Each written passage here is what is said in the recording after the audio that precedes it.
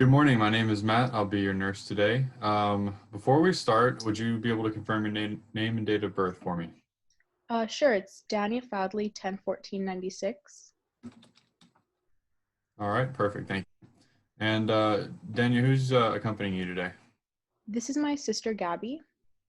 Hey, Hi, morning. Gabby. It's nice to meet you. Nice to meet you too. I'm here with Dania for moral support for this visit. Our family has been really worried about her. I'm very sorry that both of you have to spend your morning on the computer for this visit. Did you have any problems with the technology this morning? No, it was pretty easy to get logged on. I Good. had some Wi-Fi issues, but other than that, not too bad. Good. This is a new thing, and we're getting used to it on our end as well. So to start, I need to review your past medical history. Would you like your sister to stay on the call for this portion or leave the call and return? I don't mind if she stays on. Thank you for asking. Are you on any medication, including birth control? Just birth control, yeah. Do you know the name of your birth control and what dose did you take? Um, I think it's called Janelle, but I'm honestly not sure the dose. I think it's like 120 or something like that. I'm not sure.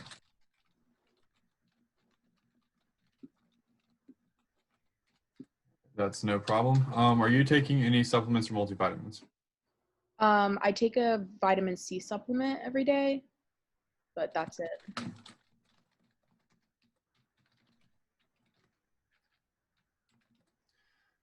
Okay, perfect. Do you have any medical conditions at all?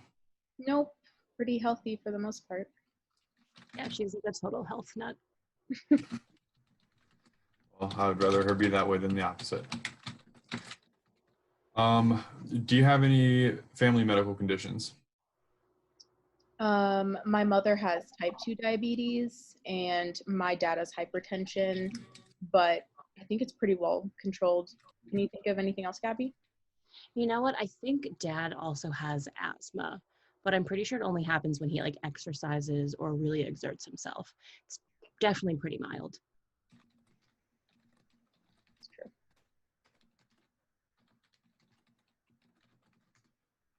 All right. I'll make note of that. Do you smoke by chance, Nope. Never smoked. including marijuana? Nope, nothing. All right. And are you having any pain today? Not at the moment, I'm right. Thank you for giving me that info, and thank you, Gabby, for being patient with us. Yeah, of course. Is there anything else that you need to know? Nope, I think that's it. Okay, now that that's out of the way, what brings you in this morning? So I've been noticing that my hands and feet have been getting really cold lately, and they stay cold for a long time. So I noticed that it's more than everyone else, and that's why I wanted to come in and see what's going on. That's not at all. Can you tell me how long this has been happening? So ever since I was a kid, it's been going on, but I didn't notice that it was different from other people until about a few weeks ago. My friends and I were outside, and my hands and feet suddenly got very cold and white for no reason, and I just kind of noticed that it was only happening to me and not everyone else.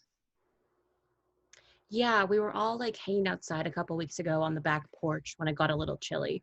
And then after going inside, we noticed that Danya's hands weren't warming back up like the rest of us. And it was really, really weird. We were really worried about her. So our family suggested we make this appointment.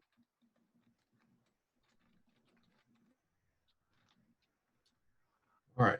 Do you have any idea what causes this?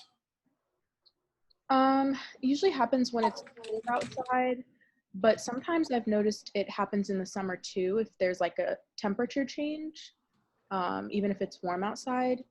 And now that I think about it, I think it also happens when I get really stressed out. Oh, yeah. Like, remember that time you had that really big exam last month? I think it was like your final. Your hands were freezing. Oh my God. But We just chalked it up to test nerves, but it could be all related, but not really sure. Okay, interesting. So temperature changes and stress and cold weather. Got it. What do you do to make it better? I usually just go inside, run my hands under some water, warm water, try to layer up as much as possible.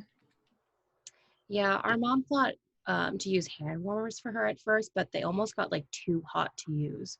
Mhm. So warm water was like the better solution. Is that usually effective? Yeah, it just takes a while, but it does eventually work. How long would you say? If I run my hands or if it's my feet underwater, it usually goes away in like 15 minutes. If I don't run them under warm water, it can take up to an hour for them to go back to normal. Do you experience any pain when doing this, when running your hand under the water? Yeah, so once the color starts to go back to my hands, it kind of feels like a burning type of pain, like burning and tingling sensation that lasts for a while too. How would you rate the pain on a scale of 1 to 10, 1 being little to no pain and 10 being the worst pain you've ever felt? Maybe like a 3 out of 10. I feel like I've gotten pretty used to it over the years. That sounds like it's very difficult to deal with. I'm sorry.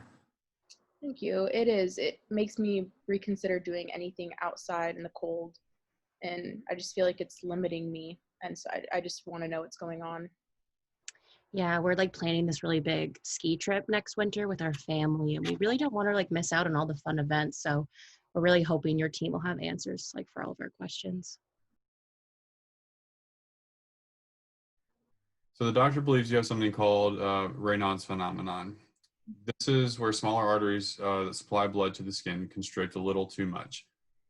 This usually happens in response to cold or stress, just like you mentioned. Fingers, toes, ears, and tip of the nose are common places for this to happen. Typically, this condition is pretty harmless, but it definitely can affect your life. Any questions so far? Is this something genetic? Should I be worried about it too? There is some evidence that this can run in the family, but no direct genetic factor has been identified. I wouldn't worry at all considering that you have not had any symptoms and the diagnosis for Raynaud's is usually under the age of 30. The bigger risk factors are smoking, exposure to chemicals, and living in a colder area. Raynaud's is also more common in women than in men. Okay, that makes sense. Are there any tests for this? There is a test, and it's mainly used to determine if you have one of two types of Raynaud's phenomenon. The first type has an unknown cause, and this is the most common type.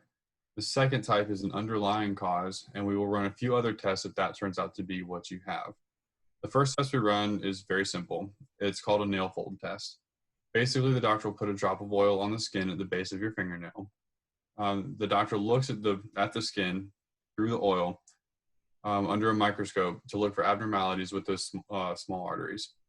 If they are enlarged or abnormal, this may indicate there is an underlying cause, and we will need to run further tests based on that.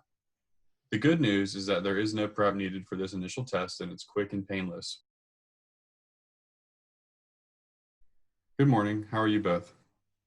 Good. Anxious for results. Yeah, doing okay. Good. We do have the results here of the nail test, and the results didn't show any major abnormalities, so it appears that you have type 1 Raynaud's phenomenon. So as we talked about in the last visit, this is the most common type, and it's a pretty benign condition. Unfortunately, there is no cure for this. However, we can discuss some ways to help you manage the symptoms. There's no cure, like at all. I'm really worried how this is going to affect her life and cause her to miss out on so many events. We have that big ski trip coming up. I definitely understand your concerns, and I will try my best to help you both through this. The doctor already spoke to you about this, but starting a medication, Adalat, should help with the symptoms. Some other ways to manage the symptoms are to keep up with the technique of running your hand under warm water, just like you've been doing. I would also suggest getting some really good insulated gloves, possibly for that ski trip that you guys are about to take. Since your episodes flare up with stress, we can also discuss some ways to help you manage your stress. How does that all sound? That sounds great. I guess even though there's no cure, I'm just relieved to know that, there's some things I can do and I wasn't just making this all up. Absolutely, and that's very understandable. I hope that this brings you some peace of mind, and if you have any further questions or the symptoms get worse, please don't hesitate to reach out, okay? Thank you so much. Thanks so much for all of your help, Matt. Sure thing. You guys take care.